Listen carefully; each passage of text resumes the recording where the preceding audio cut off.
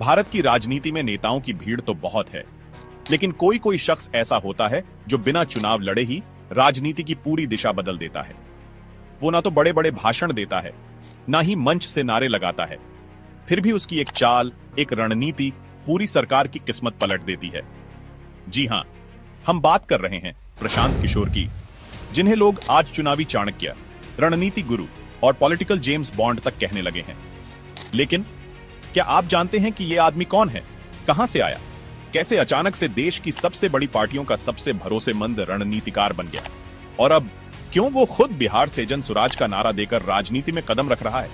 आज की इस वीडियो में हम आपको सुनाएंगे प्रशांत किशोर की पूरी कहानी, बचपन से लेकर राजनीति के शिखर तक, दोस्ती और दुश्मनी से लेकर जन सुराज आंदोलन तक। तो वीडियो को आखिर तक जरूर देखिएगा, क्योंकि ये कहानी है उस आदमी की जो आने वाले सालों में भारत की राजनीति का चेहरा बदल सकता है।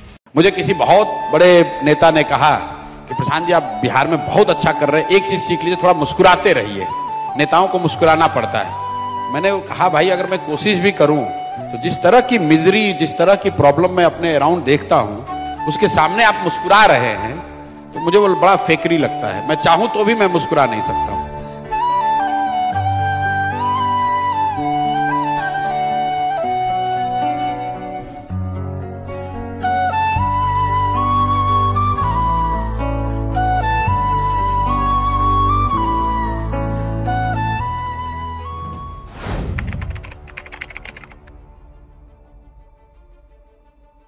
प्रशांत किशोर का जन्म 1977 में बिहार के सासाराम में हुआ। पिता डॉक्टर श्री किशोर, जो एक डॉक्टर थे और गांव-गांव जाकर सेवा करते थे।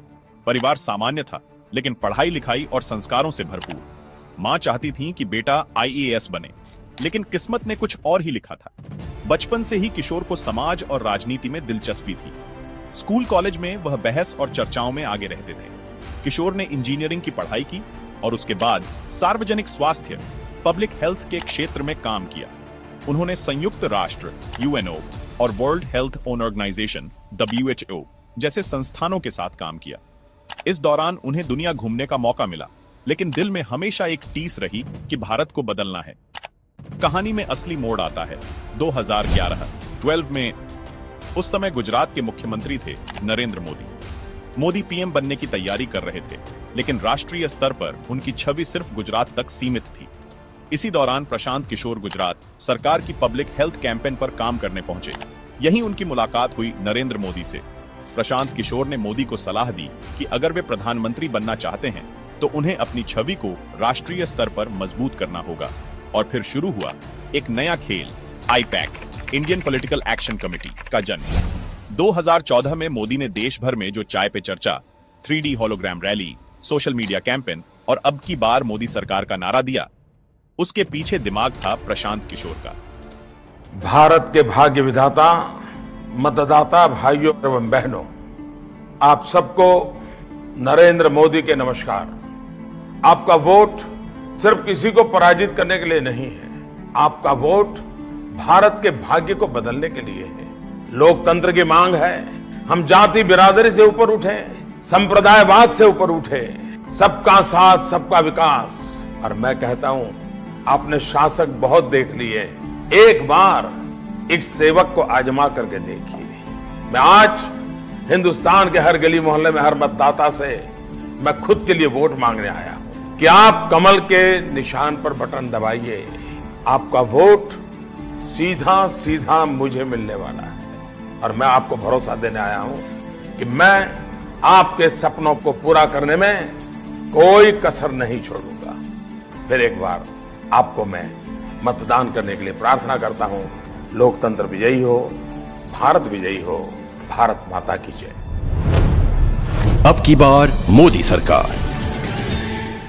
मोदी की रैलियां टेक्नोलॉजी से जुड़ी।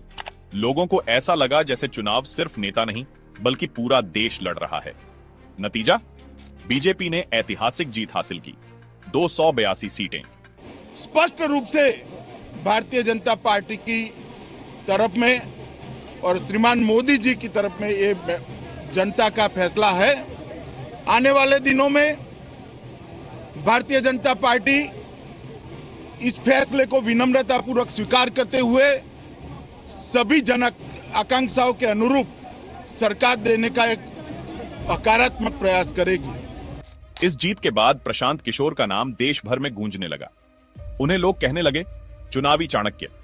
लेकिन राजनीति दोस्ती से ज्यादा हितों का खेल है। मोदी के पीएम बनने के बाद प्रशांत किशोर के विचार और बीजेपी की सोच में मतभेद आने लगे। 2015 आते आते किशोर ने बीजेपी का साथ छोड़ दिया। अब वे बिहार लौटे और ज्वाइन किया नीतीश कुमार का कैंपेन। हर घर दस्तक और बिहारी बनाम बाहरी का नारा गूंजा। नतीजा 2015 बिहार विधानसभा चुनाव में महागठबंधन की शानदार जीत यहां से साबित हो गया कि प्रशांत किशोर सिर्फ एक बार का खिलाड़ी नहीं बल्कि असली रणनीतिकार हैं। इसके बाद प्रशांत किशोर ने एक एक करके कई बड़े नेताओं और पार्टियों को जीत दिलाई। कांग्रेस पंजाब 2017 में अमरिंदर सिंह को जीत दिलाई। आंध्र प्रदेश जगन मोहन रेड्डी 2019 में बड़ी जीत। तमिलनाडु एमके स्टालिन डीएमके को सत्ता दिलाई। पश्चिम बंगाल ममता बनर्जी 2021 में मोदी लहर को रोक दिया। हर चुनाव में उनका अंदाज अलग था। कभी घर घर सर्वे, कभी जमीनी कार्यकर्ताओं को मजबूत करना, तो कभी हाईटेक कैंपेन। प्रशांत किशोर को लोग किंग मेकर कहने लगे। वो खुद नेता नहीं बने, लेकिन कई नेताओं को गद्दी तक पहुंचा दिया। लेकिन 2021 के बाद उन्होंने तय किया कि अब दूसरों के लिए नहीं, खुद के लिए लड़ना है। प्रशांत किशोर ने 2022 में ऐलान किया कि वे अब बिहार में जन सुराज के नाम से नया आंदोलन शुरू करेंगे। उनका मकसद बिहार को बदलना, जनता को राजनीति में सीधी भागीदारी देना। इसके लिए वे गांव-गांव, पंचायत-पंचायत जाकर पदयात्रा कर रहे हैं। जन सुराज सिर्फ पार्टी नहीं है, बल्कि एक जन आंदोलन की तरह पेश किया जा रहा है। उनका वादा 2026 तक बिहार को नया मॉडल बनाना। कई लोग कहते हैं कि प्रशांत किशोर सिर्फ रणनीतिकार हैं, नेता नहीं बन सकते।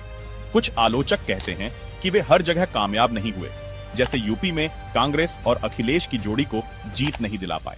लेकिन सच ये भी है कि आज भारत में उनके जैसा दूसरा कोई चुनावी दिमाग नहीं है। अब सबसे बड़ा सवाल, क्या प्रशांत किशोर वाकई बिहार की राजनीति में नया इतिहास लिख पाएंगे? क्या उनका जन सुराज आंदोलन जनता को प्रभावित करेगा? क्या वे सिर्फ किंग मेकर रहेंगे या खुद किंग बनकर सामने आएंगे? दोस्तों, ये सवालों का जवाब आने वाले वक्त देगा। लेकिन इतना तय है कि बिना मंच पर आए, बिना नारे लगाए, बिना कुर्सी पर बैठे, प्रशांत किशोर आज भारतीय राजनीति की सबसे चर्चित शख्सियत हैं। ये थी कहानी उस आदमी की जिसने राजनीति को एक नई परिभाषा दी। कभी मोदी के रणनीतिकार, कभी नीतीश के साथी, कभी ममता के सहारा, और अब बिहार की जनता के लिए जन सुराज का सपना। आपको क्या लगता है, प्रशांत किशोर आने वाले वक्त में भारत के बड़े नेताओं की लिस्ट में शामिल होंगे या फिर वे सिर्फ रणनीतिकार बनकर रहेंगे? कमेंट में बताइए। और मैं हूं आपका दोस्त मिस्टर अर्थ एक्सप्लोर। अगर वीडियो पसंद आई हो तो लाइक और शेयर जरूर करें।